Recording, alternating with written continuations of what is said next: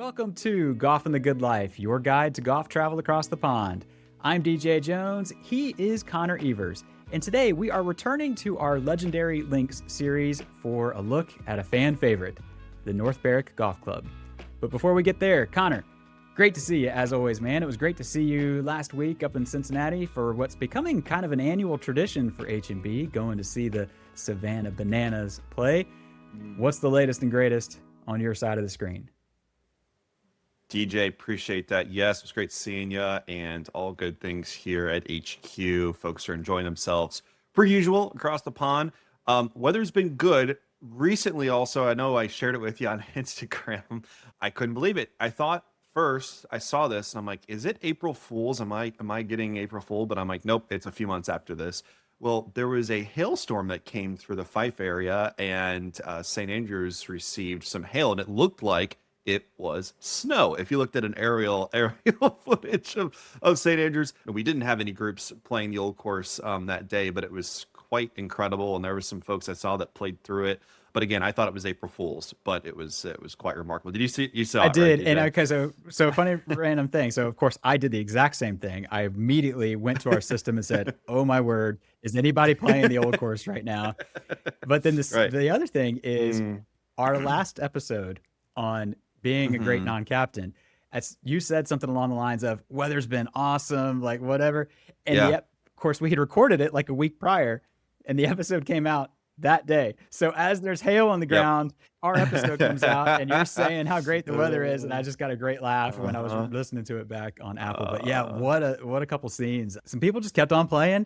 I mean, there's a guy, I don't know who he was, but I saw he had hit his drive up the right side of 18, hit it into the green. I don't know where it wound up or if it stayed on the surface, but unreal. Growing up in Iowa, I remember playing golf in the snow, and it's hard to find your golf ball sometimes. Sure. So I can't imagine that. But that's why we go back to the spring season. April. Listen, you can get some Go in April. I haven't seen any snow yet in April. But nonetheless, getting back to today's episode. So shout out to a few members that are departing for expeditions across the pond and coming up in a few days from Athens Country Club, Bel Air Country Club in Florida, Charlotte Country Club, Old Barnwell, and Pablo Creek Club. So looking forward to hearing about how their expeditions go across the pond. And before we get into today's episode too, we want to kind of share a field report that we got from Mr. Bob Strack from the Sacramento, California area. Gentlemen that I planned their trip, and they just had an exceptional time across the pond. And he shared some really good feedback, and we just wanted to share it with the listeners here. But I would say they do definitely hit close to home for sure for the last episode about non-captains. And one of the quotes here was, quote, "Pay attention to all the information that H&B provides prior to the trip. The more work you do up front makes it so much easier to relax during the trip than having to react to issues during the trip.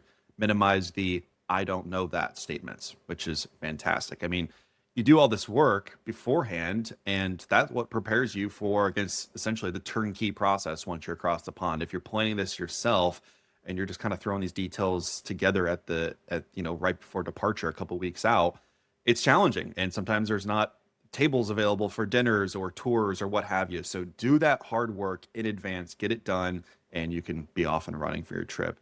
And kind of the last quote here, which hits closer to home too for a driver host. So, quote, Stuart Maxwell, "I'm out of superlatives to describe how exceptional his service was. He was the number one reason we had a fantastic time. He wanted to make sure every individual was taken care of, and if we needed anything, to ask him. He became a part of our group and a lifelong friend."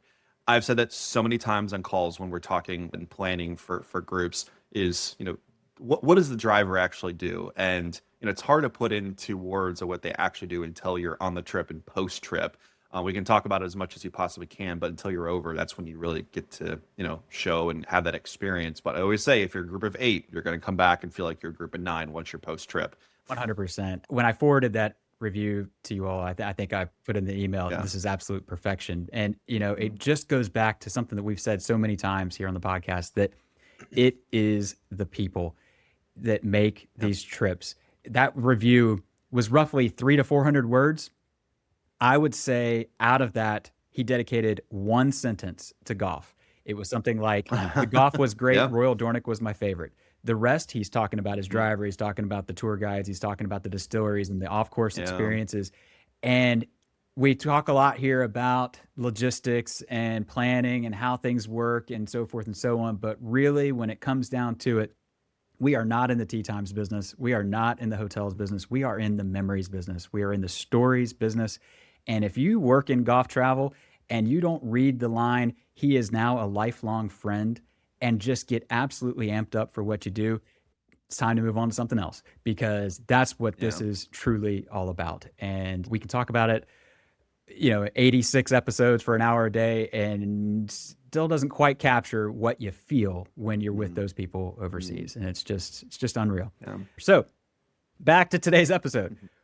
We're doing North Berwick. And when we started kicking this around, it's like, how have we not done North Berwick yet? I mean, I know. we've done a number of episodes, obviously dedicated to specific courses. And how have we not done like our favorite? And sorry to play favorites, but it's 1A for me, tied with 2 or 3 others that would be, I guess, 1B and 1C. And I was on another podcast not long ago, and we talked briefly about how some of the courses overseas have seen just a meteoric sort of rise, how they've gone from sort of these unknown places to sort of mainstream places. And I'm not sure that anywhere captures that better than North Berwick. I went on to planetgolf.com, which is Darius Oliver. He's one of the contributors to the Modern Confidential Guide to Golf Courses by Tom Doak. And on his site, he has the top 100 lists going all the way back for decades from golf.com and Golf Magazine. So I pulled up the 2001 top 100 list. North Berwick was not ranked. In 2007, it was number 98 in the world, and now it is number 25. There are so many things that we could point to that to help explain that. I mean, social media, no doubt, has played a role. People are going and seeing it. They're posting about it, and people are going, holy cow, what is this place? You cannot discount, folks like No Laying Up and what have you, who have gone and have showed it off, fried egg, and so it makes people say, what is this place? We gotta go see it. And so now it has become sort of this mainstream event, this mainstream stop on these itineraries. But with that, being 25th in the world, Connor, brings some obviously enormous demand. It brings some challenges in the planning process and so forth. So we're going to start with where we always start, the planner's perspective. Walk us through. Somebody wants to go play North Berwick. What do they need to know? Yeah, definitely. So kind of to start off, North Berwick will open around April 1st of the year prior of intended play. So April 1st of 2026 for intended play in 2027. They're open throughout the entire year. Their visitor days are Monday through Thursday, and they're closed Fridays and they're closed Saturdays. And they open up for kind of late afternoon, around noon to 4 p.m. tee times on Sunday. So that's kind of your visitor times. But Monday through Thursday, the tee times are 11 a.m. to 2:50 p.m. So not open earlier than that, not open later than that. They have kind of that limited time. And with how busy it is and a lot of folks wanting to pair it up with some other East Lothian golf courses, which we'll talk about, the demand is high. It's not one of those where it's like Muirfield or the Old Course or Portrush. You still have a little bit more time to book in tee times. You can book it in even later than normally. It doesn't sell out automatically all the time, but kind of in that mid to late summer time of the year before, we will start receiving some availability issues and maybe need to move things around in that August timeframe when the Fringe Festival is going on in Edinburgh. It is a busy time. And maybe some folks are not planning a full encompassing trip, but they're going to want to play a few rounds. Well, August is also a challenge out there too, because they just want to play North Berwick or Muirfield. So it's busy from that standpoint. Muirfield and North Berwick is kind of that main pairing that a lot of folks want to do out in East Lothian. As we've talked about in the past, for Muirfield, they're open Tuesdays and Thursdays each week. North Berwick used to be open on Fridays for visitor play, and a couple years ago, year and a half ago, they changed it where they are closed for visitor times on Fridays. A lot of folks would want to. It's the ideal trip. You land at Edinburgh, you go up to St. Andrews, you play the Old, Carnoustie, Kingsbarns, New Course, etc., something like that, and then you make your way down to Edinburgh and you play Muirfield on Thursday, and North Berwick on Friday, because of kind of that routing that a lot of people wanted to do, because it is the most ideal, perfect chef's kiss routing. It was very, very busy on Fridays, and the club decided to kind of negate that and move their visitor times to different days, open up Sundays a little bit more, etc. So the routing does change a little bit more on this. So if you get Muirfield on Tuesday, you can play North Berwick on Monday and then kind of flip the trip that way.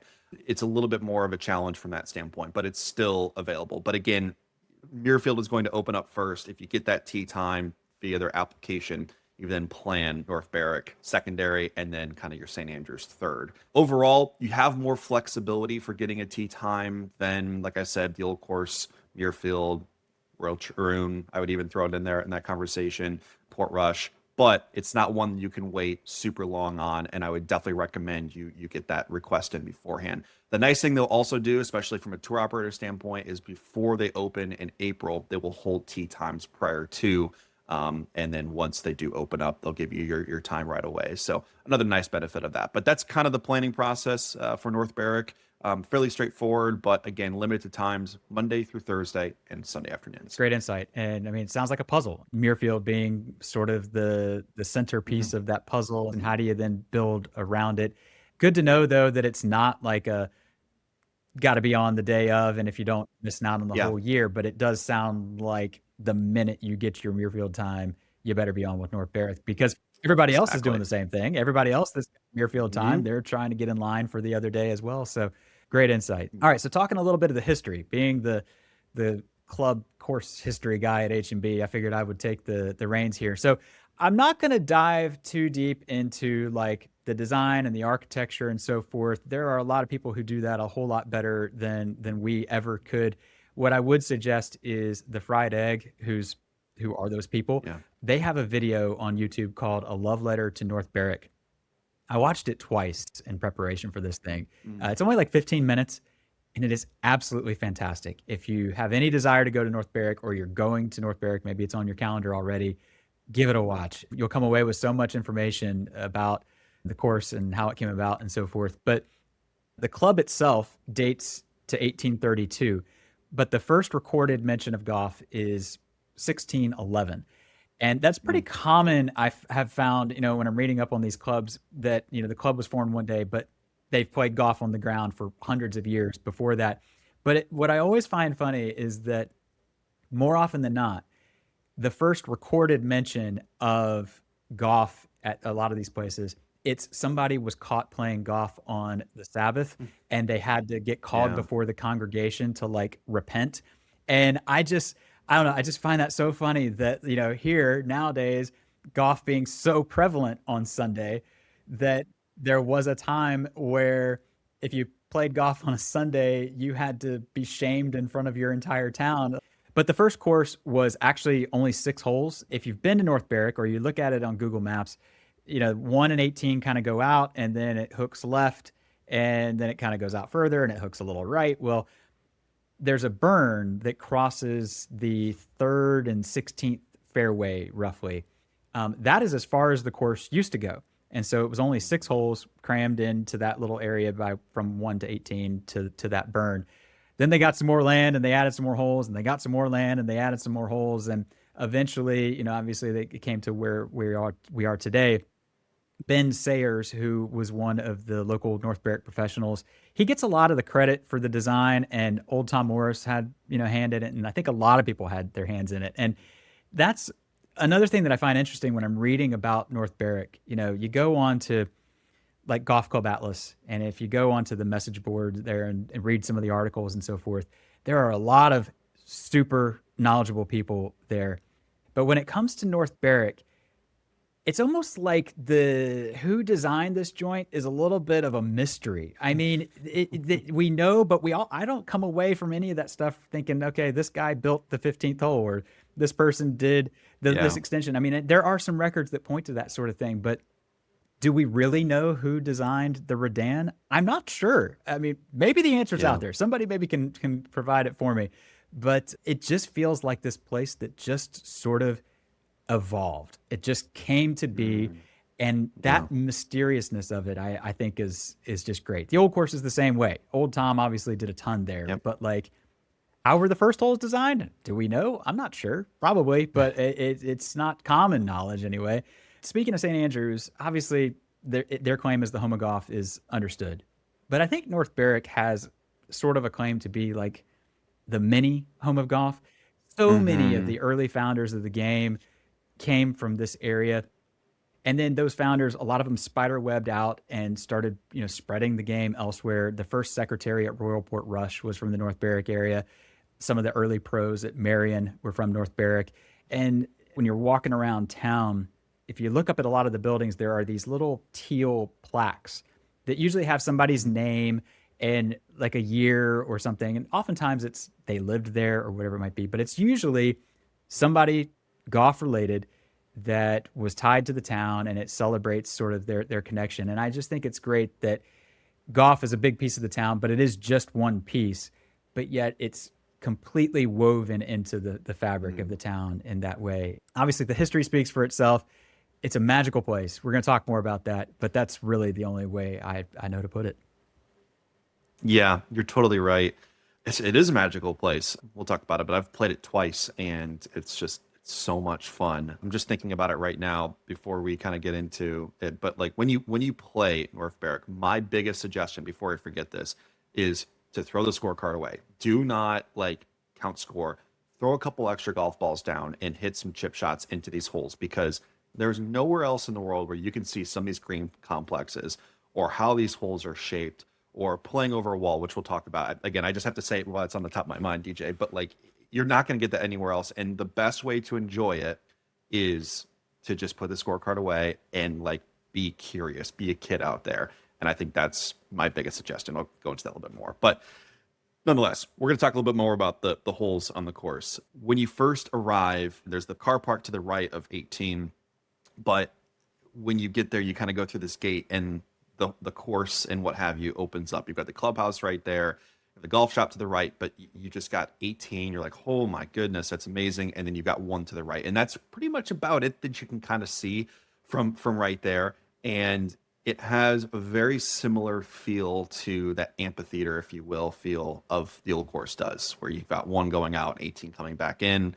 and you're like, it's kind of a mystery of what else is out there, especially for your first time going. But the first hole there, you kind of climb up to the top. The first hole tee box, oddly enough, is kind of on top of the golf shop. Golf shop and 18th green are kind of on the same level, but then you climb on. It's hard to describe, but you kind of climb up to the top and around the golf shop, and the tee box is on top of the golf shop, and you're kind of up there, and then you can see the beach, you can see the sea, and you kind of start seeing how the course flows out. So it's a great little opener. You don't need a driver. You have an iron if you're a couple hundred yards off and you're off and running. And those first few holes going out kind of run against the sea and you play around and you see Marine North Berwick, the hotel right there. You see some old, beautiful mansion homes and it just has a lot of character to it. And you make your way out to 9, 10, 11, and the holes essentially route you back towards coming back to the clubhouse. And this is when it gets really fun. And the 13th is called the Pit. It's this stone wall that kind of runs diagonal across the green complex, and it essentially protects the green. And it's super fun, super quirky. You'll see, especially coming up here in a few weeks, where the Scottish Open is played at Renaissance. We've talked about this multiple times, where guys won't they'll hop off the plane from the Quad Cities, usually from the John Deere Classic. There's a charter flight from Moline into Edinburgh, and where do they go? They don't go directly to Renaissance. They go directly to North Berwick, and they play golf there because it's super fun. It's super enjoyable. And you'll see them hitting chip shots over the wall to the green, or putting through, or hitting chip shots through the little gated area through the pit stone wall. So it's super fun. 14th is the Perfection, whole name. It's a blind approach to it. Super neat hole. You kind of make your way up to the green, and then the sea is behind. It's a magical green complex. 15th, the Redan. It's definitely the most replicated, par three pretty much anywhere in the world, the original one. And it's one of those where you could just throw golf balls down and just try and, hit different shots into the green. It's just a lot of fun. And then coming back in 16, 17, 18, you can kind of see that you're coming towards the clubhouse and getting closer to it. And coming up on 18, it definitely feels like that kind of amphitheater feel, like St. Andrews, like Prestwick a little bit. From that feeling, you're going back to the clubhouse. You've got, car park and out of bounds, if you will, to the right. It's a shorter par four where, you can definitely make a birdie no matter what type of golfer and ability you are. That's just the most fun end. You've got the mountains, you've got the clubhouse in the background. And if you get it on a sunny day, there's nothing like it walking back up towards that green and closing out your round. As you said, DJ, it is a magical place and one that you do not get bored of playing. But again, goes back to my suggestion before I even started. Put the scorecard off to the side, play around at golf, be curious, play like you were that 12, 13-year-old, having your parents drop you off at the golf course in the morning and being out at the golf course all day. I think that's why I love that place so much, as it brings my inner kid of being a golfer back, where I can't get that feeling essentially anywhere else in the world. I think that's why I love it so much. So let's go on a tangent, but I love that tangent, and such great advice. Keep an extra ball in your pocket. Just hit the chip shot, hit the putt. As you were wrapping up the closing stretch there, the 16th and the green there, you talk about a green complex. You're not going to see anything like this anywhere else in the world. You could spend all day there and just randomly hit these putts. So this green, I'll throw a picture on the screen, but it's often called like the original Biarritz, even though that's up for debate. Because again, in preparation for this episode, I went onto Golf Club Atlas, and there's like 5 different threads over decades talking about this one hole, multi-pages, dissecting of, was it originally 2 plateaus? Was it originally 1 plateau? How did it come to be? Was it? And gosh, you could just spend so much time in the weeds learning about this stuff, and it's unreal. But yeah, you find that putting surface you want to celebrate, but if you don't, throw a couple balls down and just practice putting it up. I mean, because it's a lot of fun. It's just so much fun. I mean, that's the best word for it. Man, 17 is another great one. As you're coming in there, that big bunker that's short of the green. Random thing that I learned from watching that fried egg video, that used to be a path leading to the beach, and over time, it eventually just evolved into a bunker. Fascinating stuff that you wouldn't otherwise learn. But yeah, is there anything better than cresting that hill on 14 and it's running off in front of you, and it's just so good. I mean, we could do this all day long just talking about it. You talk about going back and just wanting to do it again. So TJ Wild, PGA from Bullsbridge Golf Club, I pulled a quote from one of his recent trips. North Berwick just gets better and better as you progress through the course. I'm not sure there's another course like the West Links that I've played where I can't wait to play the next hole over and over again. And that's it. Perfect. I mean, that perfectly summarizes North Berwick. I mean, you finish and you want to keep on going. But eventually the day does end. So let's talk a little good life, because this is golf in the good life after all. And listen, North Berwick, it is one of the great golf towns. I mean, you think of St. Andrews, I think of Prestwick, you think of Portrush, Dornoch, Newcastle, where County Down is. They all make a claim to be sort of a golf town. North Berwick has to be one of the best. And there was a time where, as you were talking about sort of the logistics of a trip, where most of our members, they would either stay in Edinburgh or they would stay at Grey Walls next to Muirfield. This was years ago. Because quite frankly, the Marine North Berwick, prior to its current day, it wasn't quite to the H&B standard. No real other way to put it. Marine and Lawn came around, poured a bunch of money into it. It now is the H&B standard. And so, we have a kind of an even split of groups that either stay in Edinburgh or they stay at the Marine North Berwick. But you're right there on the 16th fairway. And gosh, to be able to walk out the back door and just go walk around the links in the afternoon, I mean, I'm not sure that it gets much better. But, great restaurant there. You're also, I would say 10 to 15-minute walk from sort of the heart of town. But once you're in the heart of town, North Berwick itself is very walkable. A lot of my favorite places are in North Berwick. Top of that list has to be Steampunk Coffee. My beef that I've always had with coffee shops overseas is that they don't open till 9 o'clock in many cases. And by 9 o'clock, my day is half over. And so it's like, I need these places to open earlier. I pulled it up. Steampunk opens at 9 a.m. So I don't get to go as often as I would like. It's great for my afternoon coffee. But if you need coffee, Steampunk is the place. There is a Costa if you have to fall back, but go to Steampunk.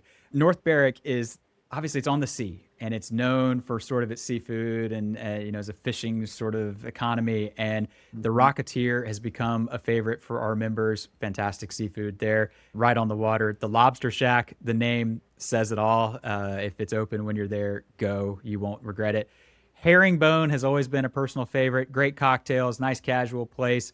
And there are two fabulous Italian options. You've got Osteria, which trends maybe a touch toward I don't want to say fine dining, but it's a little more upscale. And then there's Cucina Amore. I usually go to Cucina Amore simply because when I walk off the course and I'm worn out and I'm windblown, I just want no frills, classic Italian husband and wife running the place, and they bring me my pasta and whatever. And that's exactly what this place is. But after I go to Alanda's for gelato, it's not Janetta's, but it's a good second. If you don't make your way to St. Andrews for Janetta's, Alanda's the backup.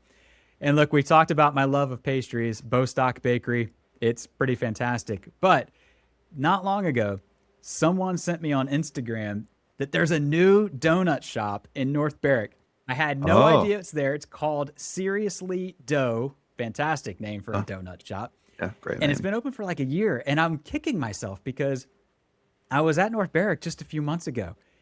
I never made it into town. We literally drove from Edinburgh to the golf course back to Edinburgh, and it was there this whole time, and I missed out. So shout out to the folks at Seriously Dough. I will be there eventually. Haven't made it yet, but gosh, I'm excited about that. From a sightseeing standpoint, Tantallon Castle is not too far away. It's some old ruins that are right on the sea. Great view over to Bass Rock. Glenkenshie Distillery, if you want to do one of those, is a little further away, but it's a popular stop for our folks. I tell you, the one thing that I haven't done that I've kind of always wanted to do, and the next time maybe I'm just going to do it, is if you're standing on the 18th tee, looking toward the clubhouse, behind the clubhouse, there's a giant hill. It's called North Berwick Law. And I've always wanted to hike to the top of the thing. I've done Arthur's Seat, so I feel like I need to do North Berwick Law as well. I've seen pictures where people have gone up there. I have no idea what it's like, but if you want to do some hiking and get your steps in before your round of golf, it's something to do. But Connor, look, it's a special place, and I think part of what makes it so special are the personal memories that you end up making. All of us experience it differently. So I thought it would be fun before we wrap. Let's talk a little about some of our favorite memories from North Berwick. I'd love to hear yours because I don't know that I've really ever heard anything from your couple trips to North Berwick. Sure. Yeah. So I played it twice. And the first time I played it was when I was working at Adair Manor and I had an opportunity to go to Scotland. So I played Troon, Turnberry, Prestwick, and North Berwick. That was the trip.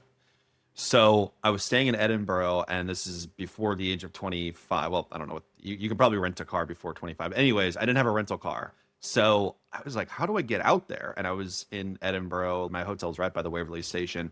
I'm looking at Google Maps, and I'm like, wait, there's a train that goes right out there. So I actually took the train. So if you're planning this, if you're like a solo golfer or you're touring in Scotland and you're a golfer and you're like, you know what, I want to play around a golf, you can get on North Berwick last minute, and that's maybe your only round and you're just in the city.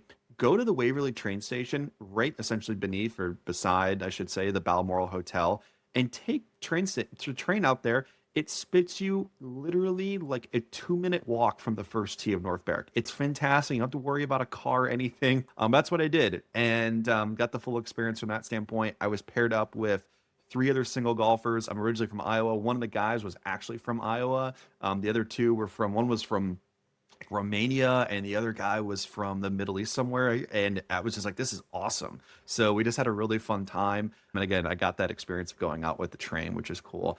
And the second time, I played with my good friend Larkin on my first trip with H&B over in 2022. And we went out like late afternoon, and it was one of those where it was late October. I think honestly, maybe it was early November, and there wasn't a lot of sunlight. So we played very quickly. I honestly think we walked around there just shy of 3 hours. I mean, we just booted it out. And good thing we did was because there was a really bad storm coming in. And they were like, the staff at North Berwick, they were great. They're like, hey, you may want to play fast. Like, looks like it's going to hit around like 4 o'clock. I'm like, okay.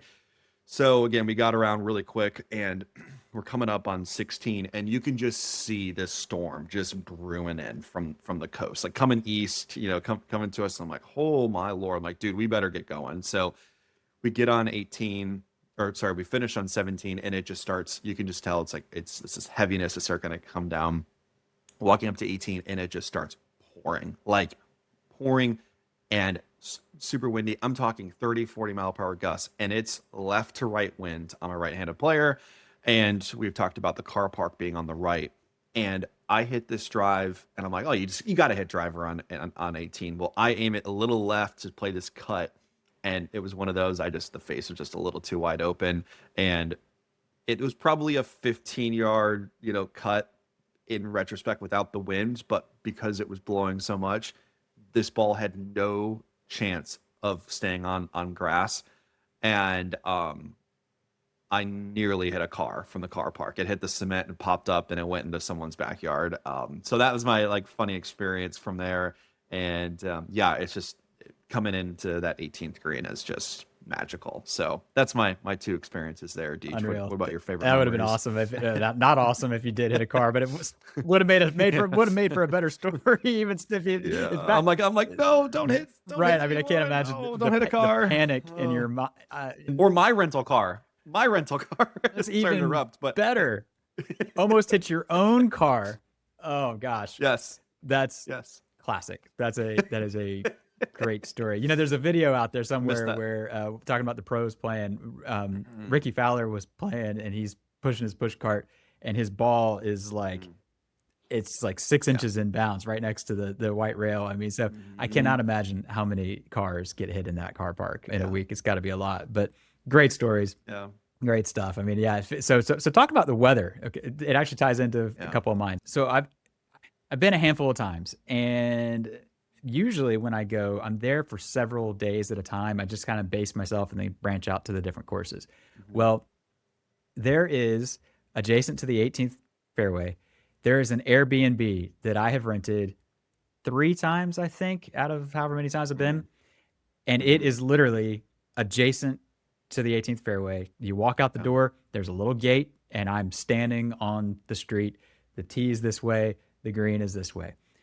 And it's unbelievable. It's like, so if you're if you're traveling solo, or maybe there's just 2 of you or something, it was a 1-bedroom flat. I might even link to it in our show notes because it's the perfect golfer's place. So the first time I'm there for like a week, the owner of the Airbnb messages me on the app and says, any chance that you're around where you could meet a glazing repair person, I think is what she said, a window repair person. Yeah, I'm around. I was actually probably up at the coffee shop. I come back. Sure enough, somebody had hit the house, had hit the window, broke it. So they fixed it. There was a golf ball just like laying on the ground. But another time I go, and I've rented the same place, and you know how they name their like winter storms there, like the way we name hurricanes. Yes. Okay, so Storm Babette comes through. Now, I have no idea it's coming. I'm in my rental car and I'm seeing all these like signs on the highway, like storm warning, storm Babette. I'm like, well, this can't be good. It was every bit as bad as a hurricane. And so I rode it out for like 2 days. I'm cooped up. I'm like, oh my gosh, this is going to be terrible. I'm only here for a handful of days, and like I'm getting washed out. The sun starts to come out, and the wind though is still howling. And I decide I'm going to fly my drone. It was a very dumb decision. I had no business flying the drone. The drone gets about 15 or 20 feet in the air. I'm standing literally outside of the Airbnb, and it flies away. And it flies. I can't stop it. It's gone. But it goes over the 17th and first green. So I go running up there, and sure enough, it has crashed on the green upside down, and it still flew. But it was amazing. The storm ends, sun comes out. It's absolutely gorgeous. And it was like the whole town came to walk the links that night. Everybody had been cooped up for 2 or 3 days, and people walking dogs, people walking around. You talk about weaving golf into the fabric of the town. The course was overrun with people. It was closed, and just people just walking around. That's kind of the main couple things that come to mind is going into that Airbnb. I think another one was when I was, one of the first times I played it was paired with a guy from the States. We're on the pit and he one hops it off the top of the wall. Now, if you've ever looked at this wall, it's not a flat piece of concrete. It's completely jagged. It bounces straight up in the air and bounce back down. Now, granted, his angle of the shot, pin was up in the front. It bounces, goes straight up. It's toward the back of the green, but on the correct side of the wall, just all the way down practically to 14T. But I'm like, what are the odds that that ball hits on top of the wall and bounces straight? Like it makes One in a it million. makes no physics, made no sense at all. But man, I love watching the videos from that whole, people that get stuck behind it. There was one that went viral not long ago where there's a cut in the wall where you can walk through and the guy banked it off the cut and it went to, a couple inches from the hole. There was Iona Steven. She had a video a while back where she had hit it onto the beach way left because there's a dune left of the pit, way left. She knocked it over the dune and got up and down from the beach. It was awesome. But yeah, those were my couple stories. I think the others for me, they usually boil down to good life stuff in terms of, man, I love going to Yolanda's and just getting a scoop of gelato and just slowly walking back to wherever I'm staying. Could do it every day and it doesn't get old. So cool. Well, listen, this has been a deep dive and we have really enjoyed it. I feel like we could keep going on North Berwick. Connor, before we wrap, anything you want to add from a planner's point or anything like that, or that we missed along the way? Yeah.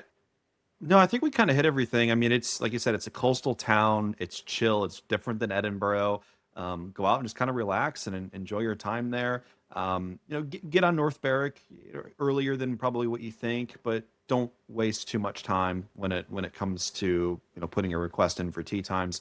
Staff there is fantastic. They'll take great care of you. Get back to your request very quickly, and just enjoy it. Like I said, I think my biggest advice, as I said throughout this, is put the scorecard away and just enjoy yourself. And don't think about score because if you really wanted to play score around there, around some of those green complexes coming into the clubhouse, you can make huge numbers. And I guess don't come into it, thinking you're gonna, shoot a low score, what have you. Just go out, enjoy yourself, enjoy the links, and just respect it. I think from that standpoint too. So those are my closing thoughts when it comes to North Berwick. Great ones. I would add to it, take a caddy. For all the reasons that you just said, don't skip a caddy. Sure. This is a top 25 course in the world. Take a caddy. You need it, especially if it's your first time. The blind shots, there are a couple of them, but really just for the getting you around. And again, the stories, it comes down to the people. That caddy is probably going to provide you more stories from the day than maybe the round of golf will. So, a lot of fun. So for all of you out there listening, thank you as always for tuning in. If you are traveling and you've got any field reports you want to share or questions along the way, send us an email, golf@haversham.com. You can DM us on social media as well. I'll drop some guides about North Berwick and other things that we talked about into the show notes. Connor and I will be back again soon with another episode, but until then, we wish you plenty of golf at its finest and life at its best.